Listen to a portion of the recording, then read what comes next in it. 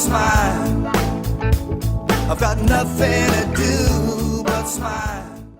Good morning. My name is Lisa Hagan, and I'm one of the hosts of Chamber Chat. And I'm delighted to welcome Dan Sullivan, owner of Broad Arrow Farm in Bristol, Maine, who is joining me this morning. Welcome, Dan. Thanks, Lisa. Happy to be here. Yeah, especially on this rainy Monday morning. Very but our gardens are going to be happy. Very happy it's raining. And your farm is going to be happy. Yeah. So anyway, I think it was back in 2009 or 2010, you turned to your wife Maggie one day and said, I said, we should start a farm. a farm? Yeah. And so how did Maggie respond to that? She said, that's crazy talk. That's great. Okay. Yes, so I mean, to be fair to her, it was a little bit out of the blue. But we were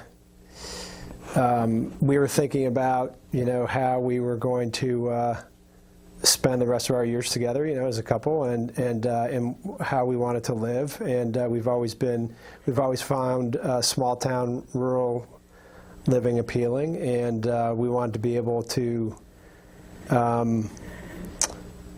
start our own business. And so we had to decide, what business, how to do it, and I'd been doing some reading and some research, and we decided, or I decided anyway, that starting a farm would be appealing. And we also had we had good friends here in Maine who owned a farm in Wholesale, Maine, and we had gotten to know them very well and been eating their food, and we really admired the way they farmed, and we really admired the life they led. Farming is really a lifestyle. It's not an occupation. Yeah. And we found that very appealing. Of course, we were observing from the outside, not living the life, and not fully appreciating the daily struggles. But they were a great model of how to be a responsible, regenerative farm, and how to produce excellent food. And it was really, I saw them not long ago, and I said, this is all your fault. Maggie and I blame you that we started a farm, because they really persuaded us without knowing that was an appealing way to live. And so how did you pick Bristol, Maine? Like, how did that come about? Yeah, we owned property in Wholesale, and that's not a great place to farm. It's not a very farming community, and although our friends have a farm, probably the only farm in Wholesale. So we started to look all up and down the coast of Maine for a place to, not only a place to farm, but also a place to live. And we had always found the Damascotta area really appealing. It's a very balanced community. It's a year-round community. We always felt, as outsiders, as visitors, that it had excellent cultural amenities. And so, and it had the added benefit of being relatively close to Portland, hour and 15-minute drive. So if you have to get to the airport, it's not too far. And one thing about farming is that proximity to markets can be very important. And so being within an hour and 15-minute drive of Portland was important. Yeah. So how large is the farm? How many acres? We farm 200 acres on 2 sites. Oh my goodness. Yeah. So, and how many employees do you have? We have a total of 6 employees at the moment and 2 interns. Okay, so how did you even go about beginning this process of starting a farm, considering that wasn't really so much of your background, correct? Right, yeah, no background in farming at all. We first we chose the place we wanted to live, and we started this very long, laborious, expensive process of restoring, we like to say, restoring that property to its former agricultural glory, because obviously every or almost every home in Bristol at some point in time was a farm, even a subsistence farm. And so we started working on that slowly, painstakingly. And after we had been doing that for about 3 years, another property very close to the first one where we started came up for sale, just serendipitously, and we it was close to Bristol Road, so better access to the public. We could actually have an on-farm market where the public could come and purchase our products and walk and visit the farm as well. Right. So when that property came up for sale, we jumped right on it. And but the process of building a farm really starts with infrastructure. You need structures, you need square footage under roof, you need permanent fencing, you need water and electricity and all that kind of stuff. So we just, every year there was another big project to do. We built a pig barn, that kind of thing. And every year there's something new. So what year do you feel like was really the year that you got started in terms of the public? 2017 was when we made the transition from sort of Homestead Plus to what I would say is a small-scale commercial farm. So in just 3 years, look what you've accomplished. Yeah. I mean, to really get it off the ground. Yeah. And of course, that doesn't count all the decade before then of starting to do your annual projects, right? Right. So now you have a market, you have a commercial kitchen. So talk to me a little bit about that. Well, our approach has always been, from the start, while we found the rural living, farm living appealing in the abstract, the core of our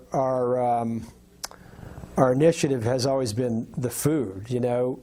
We've always taken sort of a food approach or a culinary approach to our business model. So when we raised our first pigs, harvested them, and then tasted that pork, we couldn't believe it. I mean, the first time we took a bite, it's like tasted, night and day type of thing? Yes. Okay. I mean, like nothing we had ever tasted before, and we considered ourselves up until then very conscientious eaters. We bought only organic food, and we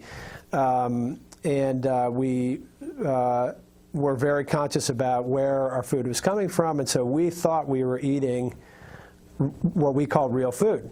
And it turns out we were not.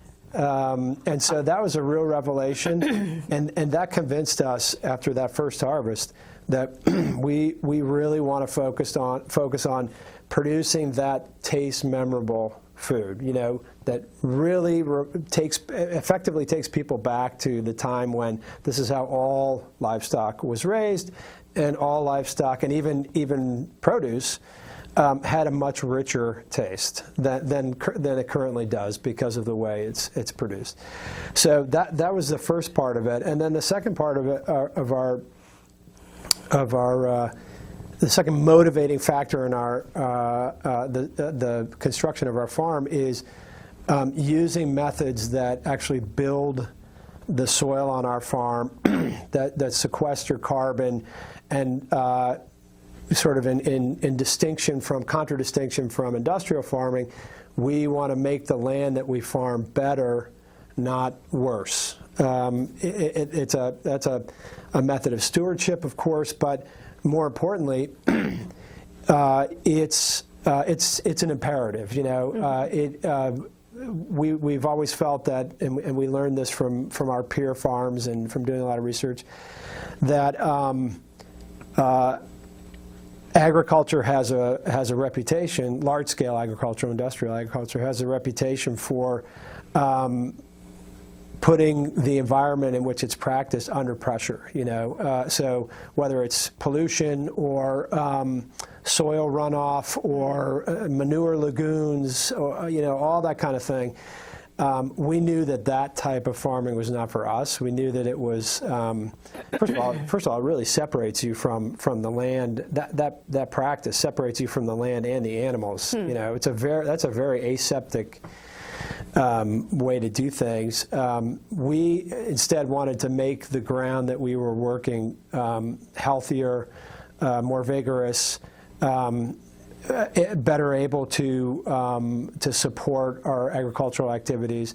And there are numerous examples of farms that have used those practices for decades and even hundreds of years, and they remain very fertile. So so the regenerative agricultural methods were an important part of it, and then the other is producing taste memorable food. Okay, so you started this commercial kitchen how long ago? That was October of 2019. We opened the kitchen, and we did that because we discovered that, you know, every farm, well, let me take a step back. When you're producing, whether it's livestock or produce, whatever, and we're more of a livestock farm, you don't want to be in the commodity business. It's really impossible to compete against industrial agriculture if you are just raising an animal and then sending it off to an anonymous market. So we wanted to the greatest extent possible, sell direct to the end consumer. So we were not giving up our margin on that wholesale exchange or distributor exchange. So that was part of it. But the other was that we wanted to be able to add value to our products, so sort of climb up the value chain, and so make our own sausage, make our own bacon, make all the, and we're mostly a pig farm, not only a pig farm, but that's our specialty, or our biggest business, I would say. And the pig is a very versatile animal in terms of the food that it can produce, and so we wanted to start the kitchen in order to retain that value added. And one of our first hires, and our oldest employee, is a gentleman named Oman Vili, who is a chef butcher and has worked in Portland had worked in Portland for a couple of decades as a chef and a butcher, and having him on staff really gave us the ability to make food out of the animal protein that we produce. So can anybody drive into your farm and go into your market and buy your food? Yes, yeah. We're open 6 days a week, 10 to 6. So that's Closed good to know. Mondays. Closed today. And so I'm a member of your supper club, Suppa Club, Yes. and we've enjoyed it tremendously, and we find a huge difference with the quality of the food as well. So not everybody knows about the Supper Club, so maybe you could give us a little overview on how that works. Sure. We started the Supper Club in January. The idea behind it was January of this year. You know, it's winter time in January, and in our area, our Damerscott area, there are many seasonal restaurants. So come Christmas or even earlier in the year, many of those seasonal restaurants close, and it significantly reduces the dining options in our area.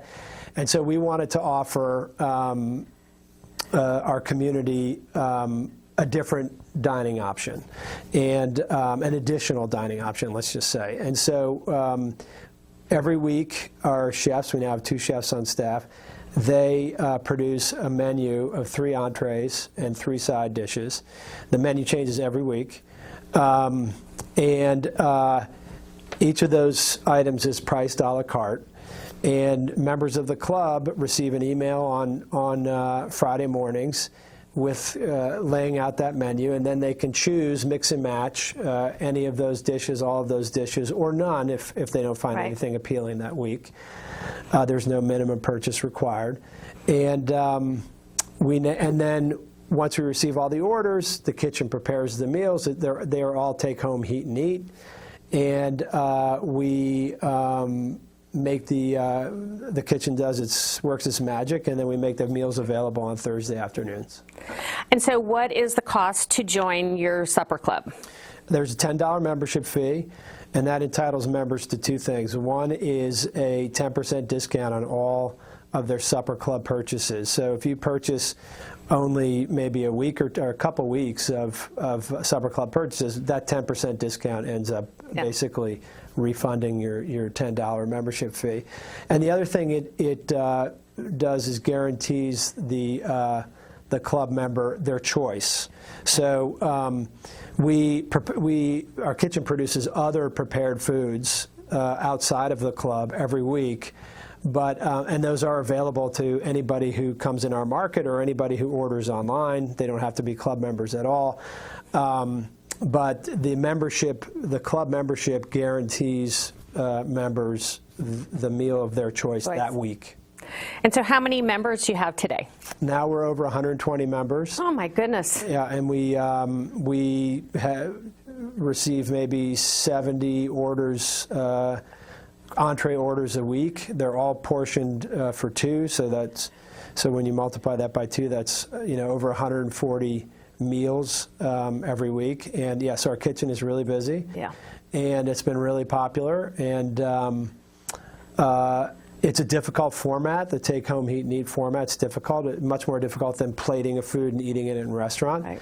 So it's really impressive that Omen and our new chef Dustin Martin have sort of conquered the format. And what's nice, especially, none of us knew this pandemic was coming. Right. I mean, I'm sure that also enhanced people wanting to do the takeout. Yeah, it has, no question about it. So we started in January, and it was popular really from the jump. And then about, I think it was after 3 or 4 weeks, the Lincoln County News did a profile piece on us, and people read the newspaper around here. And, they do. And I think we doubled our memberships in that week, just from the publicity from the paper, which we really appreciate. And that was early March, and right. The shutdown then occurred maybe a week or 2 weeks later. All the restaurants were shut, and immediately people started joining. More people started joining, and now here we are in almost July. Lots of second homeowners are up, and the population, it's a summer population. Nice. So, yeah. So do you do wholesale to any restaurants? That used to be the biggest part of our business before COVID. Before COVID, yeah. We delivered, over the past 2 years, there are probably 30 or so restaurants that we used to regularly deliver either whole and half carcasses or primal cuts. In Portland, and then up the coast in Camden, Rockport, Rockland, and some local restaurants as well. And that was a really good business for us. But then with COVID and all the restaurants closing, that business went away overnight. So we're starting to see some renewed interest as the restaurants themselves figure out how to navigate these new waters. Right. And so we are starting to deliver some of our old customers on a wholesale basis, and we're hoping that increases. Nice, nice. Yeah. So this is an interesting question because I don't know the answer to this one at all. So can you briefly describe what a farrow to finish pig operation is? Sure. So in pig parlance, farrowing is just giving birth. That's the term for giving birth, farrowing. Okay. And a farrow to finish operation means that we have our own sows, we have our own breeding program. So we have a couple of boars, we have between 15 and 20 sows at any given time, and those sows farrow their piglets, give birth to their piglets, and then we raise those piglets from the moment of birth up until harvest weight. And so that's the finish. The harvest is the finish. Okay. So farrow to finish. The pigs never leave our property. They always live on the ground. They always have access to, so they can, root around, which is an essential activity of pigs.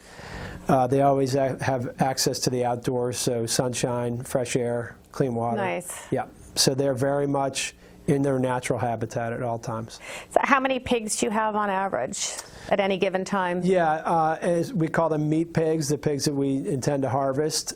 We probably have between 150 to 180 at any time. Yeah. So I'm assuming out of all your products, pork is your most popular? Yes. By far. Our most popular single item is bacon. That should come as Of course, I'm all about bacon. Yes. Yeah. Who isn't? Who isn't? And then our second most popular item in terms of revenue is our eggs, our free-range organic fed eggs. So our chickens also live on the ground every day. They are free-range, pasture-raised chickens, and we use organic feed. And so our eggs are excellent, and they're very, very popular. We sell out of eggs every single day. Oh, wow. Yeah. So if anybody wants to come from the community, do you ever do farm tours, or do you have a day where people can sort of take a tour? Yeah, we don't have set farm tours. It's something we're considering doing. We're sort of waiting to see how this whole COVID thing works and the new rules. But we do. I regularly give farm tours to whomever asks. But we are having an open farm day. The whole state of Maine has an open farm day on the 26th of July. Nice. And so our farm will be open that day, and we will be cooking and serving our food on the farm and conducting farm tours all day. So that's Sunday, the 26th of July. Nice. Yeah. And so do you have any children? And if so, what are their ages? We have 3 children, Maeve, Molly, Kate, and Owen. And they are 17, 15, and 13. Ah, the teenage years. Yes, teenagers. So it is. It's great. Gotta love the teenage years. And do they work on the farm, or do they have an interest in being involved in the farm work? Well, first of all, they're teenagers, so there are varying levels of interest depending on the day. But they all 3 work on the farm. And they play various different roles. They often work in the market. Nice. One of my daughters really likes to bake, so she frequently bakes goods for our market. And our son's a little bit more oriented toward the production side, so he's spends most of his time on the production crew. Nice. So what else can you tell us about the farm that maybe I haven't covered that you think would be of interest to our viewership? One thing we find people often very surprised when they come in our market, and I think they're expecting to find a very limited selection, of frozen retail cuts, and we have worked really, really hard to make our market a complete food market. So when you come in our market, you learn right away that we have everything you need to make all 3 meals, including appetizers and snacks and that kind of thing. Right. We don't sell our own produce. I mean, we have a garden for our own consumption, but we buy in produce from some of the best organic produce farms in the state, including Morning Dew, who's local, nice. Newcastle, and Morning Dew in Gornson and Stonecipher in Bodenham. And so we have a full selection of produce every single day. We have pork, beef, lamb, chicken, chicken eggs, duck eggs. And because we have a commercial kitchen, we're able to not just sell a whole chicken or a whole duck. We're able to part out those birds so you can buy duck breast and leg quarters and wings and that kind of thing. And then we also have a whole, because again, coming out of our commercial kitchen, we have a whole prepared foods program. So we have vegetable lasagna, beef lasagna, meatloafs, pâtés, terrines, soups of all kinds, chilies, that kind of thing. So you can always find something to eat in our store. So it's a nice partnership with a lot of the other farms. Absolutely, yeah. So it's like a full market, correct? It's a full food market, and everything that we stock in our market is either grown or made in Maine, except for the T-shirts. That's it, and even those are screen printed in Maine. Right. Well, it sounds like you and Maggie have done a wonderful job of developing this farm, and hopefully it's your dream come true. And everybody that I know that has tasted your food says the difference is unbelievable. Yeah, thank you. So thank you for all you've done to bring to our beautiful part of Mid-Coast Maine such a wonderful farm. Thank you so much, Lisa. Appreciate it. Yeah, thanks for being here. This is Lisa Hagan. I'm signing off from Chamber Chat. I'll hope you enjoy today's program. Please join us again. Bye-bye.